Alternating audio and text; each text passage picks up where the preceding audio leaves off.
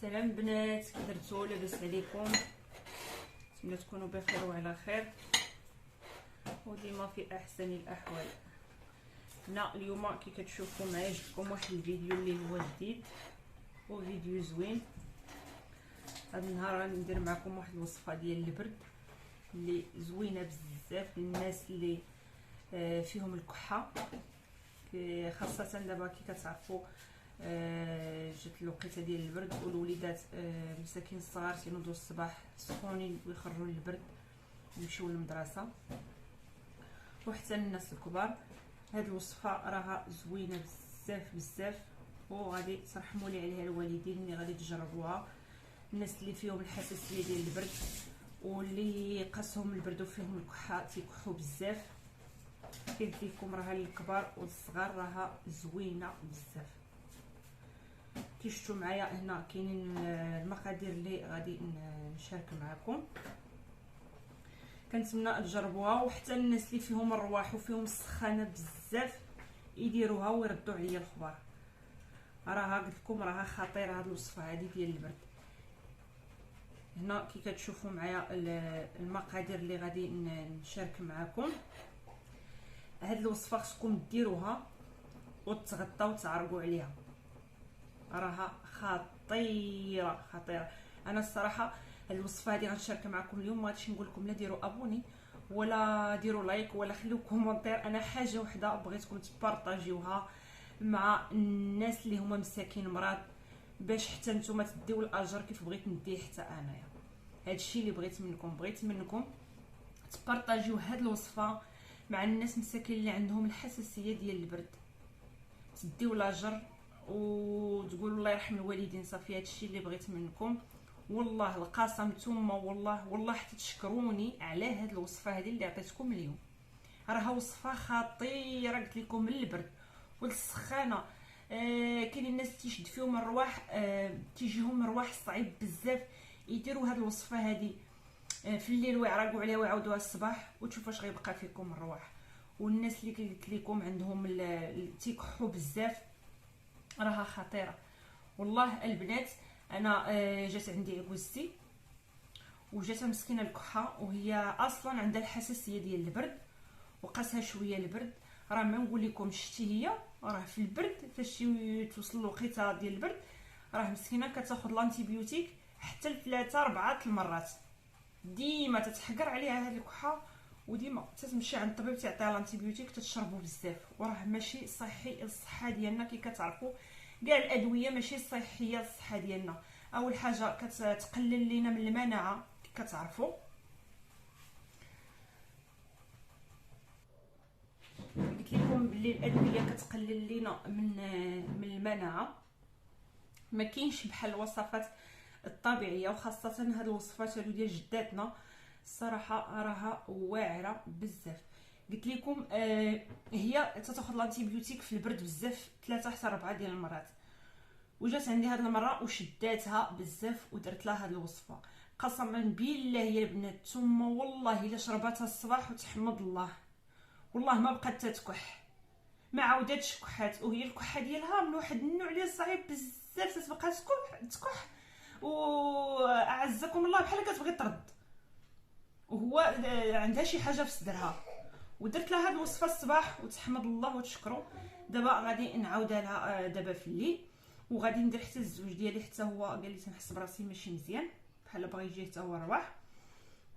هنا كي شفتوا معايا غادي نصايبهم بجوجهم، وقلت علاش لا غادي نصاوبها وعلاش ما نشاركها شيء معكم. والله الناس يا حتى يرحموني عليها اللي عندهم حساسيه ديال البرد كي قلت لكم.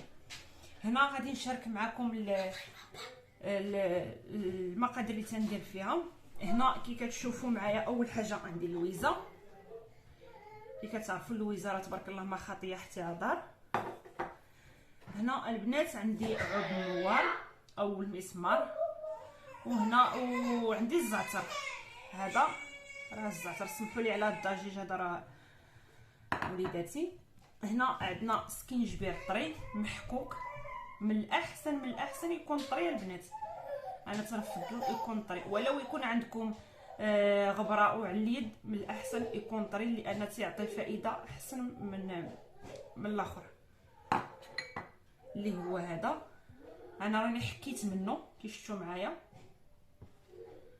وعندنا نص ديال الحامضه، وعندنا عسل الحر هنا باش غادي نحليوه. هنا واخا ما تكونش عندكم العسل الحر، غتكون عسل من نوعيه جيده، تكون من شي نوع زوين، واخا ما تكون شي حاره، لان هاد العناصر هادو كيعطيو الفايده ديالهم مزيان.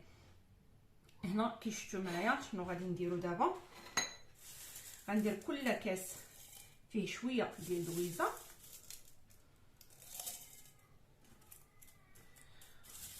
راه انا والله البنات غادي ترحموا لي الوالدين عليها، تمنيتكم تجربوها وتبارطاجوها كاع مع الناس اللي هما مساكين مرض وتيعانيو من الكحه في هذا البرد بزاف. كاينين مساكين الناس اللي تيكحبوا بزاف في هذا البرد هذا، كنعرفوا خاصه حساسيه البرد.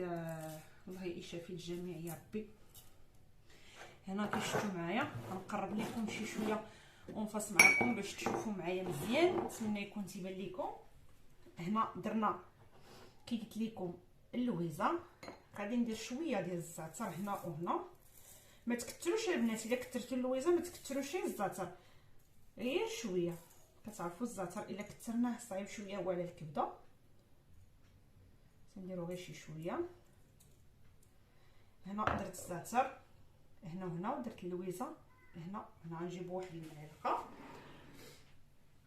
نخليكم معايا حتى الاخير باش تشوفوا كلشي بالتفاصيل، لانه كاينين بعض الحوايج اللي ما غنديرهمش في الاول حتى الاخير. هنا غنديروا شويه ديال السكينجبير حتى هو ماشي بزاف. هانتوما معايا البنات كي قلت لكم ما تكثروش، شويه هانتوما شويه غير شويه. هنا كي شفتوا معايا عندنا العسل والحامض او لا القرص، كاين الجزائر تسميوه القرص او الحامض. هنايا هادو ما غاديش نديرهم دابا بلاتي. انا هنا الماء راني شاعله عليه تيطيب، وضعت فيه 7 الحبات ديال عود النوار. تقدروا نتوما غير تهزوهم هكذا وتحطوهم في الكاس، لان غادي نخليه واحد المده ديال نص ساعه وهو كيطلق. انا هنا راني درتهم في الماء، راني في الكاسرونه. نجيبو تشوفوا معايا. هنا كي شفتوا معايا انا راه درت الماء طاب هنا في الكاسرونه، وفيه هذا عود النوار او القرنفل او المسمار. تقدروا نتوما غير تاخذوه وديروه في الكاس. هنا هانتوما شفتوا الماء ديالو حيت درت فيه عود النوار كيفاش تبدل اللون، نتمنى يكون واضح لكم. انا هنا نورمالمون راني عبرت نيت بالكيسان ودرت في الكاسرونه باش يجي قياس وحده بقات واحد الحبه بلا. هنا كي شفتوا معايا غادي نغطي عليهم بحال هكذا غادي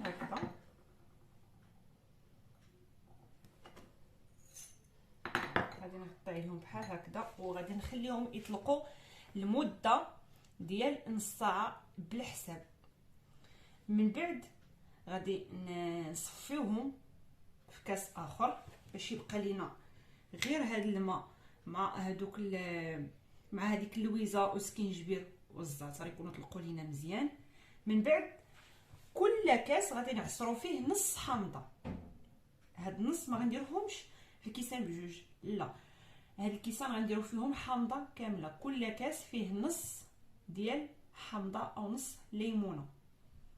نتمنى يكون الشرح ديالي واضح مزيان.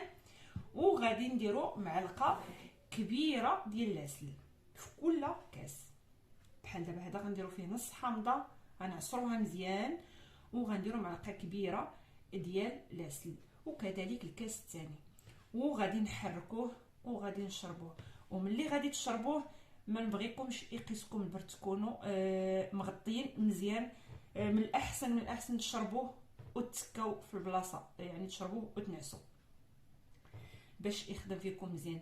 عرفتي راه غادي تعرقوا في البلاصه، غادي تعرقوا خاصه الناس اللي فيهم حتى السخانه، اللي فيهم هاد النزله ديال هاد البرد، راه غادي يفوتكم الحال، غادي تصبحوا الحمد لله ولك الحمد.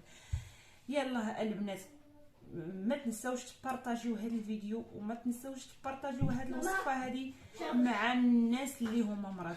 الله يجازيكم بخير، الله يجازيكم بخير. كنتمنى تبارطاجيو مع الناس اللي مرض تديو الاجر كيف بغيت نديه معكم تديوه حتى نتوما.